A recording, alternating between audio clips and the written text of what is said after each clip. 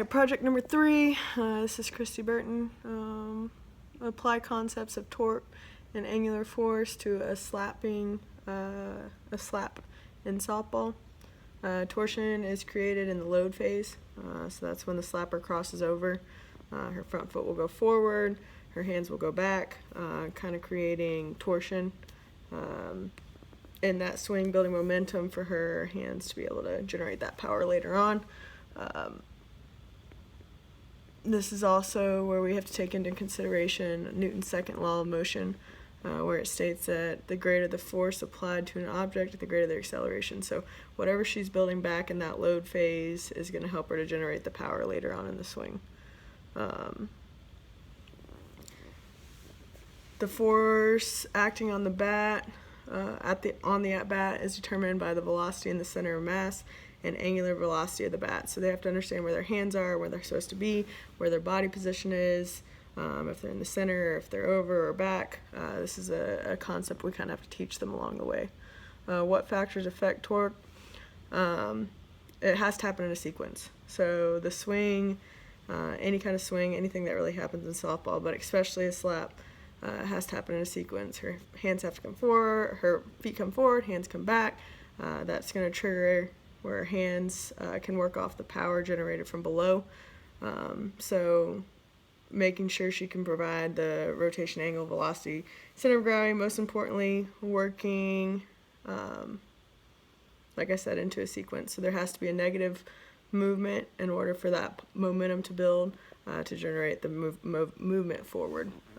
So everything has to happen in a sequence. If it doesn't happen step by step, or you skip a step, it'll affect what you're trying to generate, what the athlete's trying to generate to stay in control. Some of the common errors with this, I would say most of the time when a hitter goes live, when they're going live off of a pitcher, their timing's off. So if your timing's off, your sequence is off. If your sequence is off, they usually overswing or lose the power from their legs, or tall in their legs, not in the center of their body. So understanding how to stay on time. We do different things to help prevent this, like a 3-plate drill, talk about pre-pitch reads, knowing where you have to be in different moments for the swing to understand it. Concepts of power. Describe how this is the question. The athletes have to understand that the power of the swing starts from the ground up. So the energy they have stored throughout the body is created so they can have a strong contact point. So power is generated by making sure that they get into a good position with their legs on time, with their core, everything out in front. It's kind of like the rubber band thing I told you earlier. If they don't have a strong foundation, the rubber band isn't going to shoot, it's just going to flop over. So making sure to understand that their power is generated from the ground up throughout the swing. You have, like I said before, they have to have a pre-pitch read, understanding what their plan is before the pitch even gets there, the timing of it, when to get the foot down, when the hands come back, when to start the swing, when to pull the hands through, and when that contact phase has to happen in order to get the most power out of their swing. Some of the common errors, I'd say the most common one, like I said before, still comes down to timing. And a lot of the athletes think that the power of the swing comes from the arms, but it comes from the legs. So they get kind of big. So when they step on a field, they see a lot of grass and they just want to swing out of their shoes, taking them out of their sequence. They have to understand the timing of it, the bat angle, how long the swing takes, and what it's supposed to feel like. To help reduce the injuries and lack of performance, we use a lot of modified drills to help the athletes feel and understand the body. So we use some bungees. We'll time some bungees, let them feel their legs, put them in some squat positions, put them on different drills with the tee, walk through drills just so they can understand the power that has to be generated and how to get that power is from legs and core working the way up. So the harder they want to swing, the more they have to have in their legs. Same thing with slappers, especially because they have so many different techniques. They have to understand how much power they're wanting to generate for each technique, whether it's a power slap, chop slap, bunt, whatever it is. So the more power they need, the more they have to be in their legs and have a base. when in the movement do these concepts apply?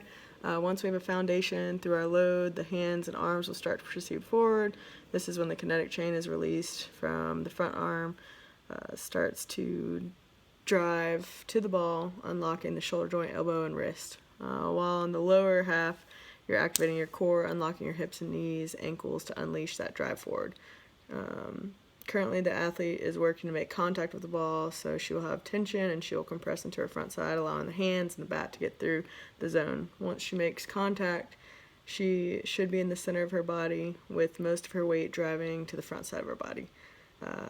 It's kind of like when you're driving a minivan, old school. Back doors are open, you slam the brakes on, doors come flying shut. That's kind of the power we want to generate throughout our swing.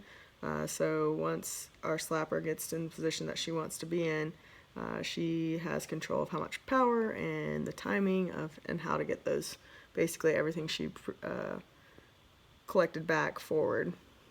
Some other factors, like I said before, Newton's second law of motion that states the greater the force applied to an object, the greater the acceleration to maximize the acceleration on the ball. The batter needs to apply that principle and making sure the sequence of the trunk and the upper arm and the forearms and all that stays in sequence. Some of the common errors and how to improve them. The batters, 90% of the time, it's just that they're late. So they're late in their sequence, out of their legs, or they're just swinging out of control. Most of the time, if any of those sequence steps are missed, the athlete will make up for it, the brain will make up for it, and see ball, hit ball, and they'll come out of the fundamentals, not being long and through the ball. This is definitely detrimental for a slapper because it's a technique swing, so they need to make sure they have control of their hands getting through the zone, being able to chop when they need to, bunt when they need to. All that stuff ties into releasing a kinetic chain in a sequence and making sure that they are mentally and physically in control of the at-bat.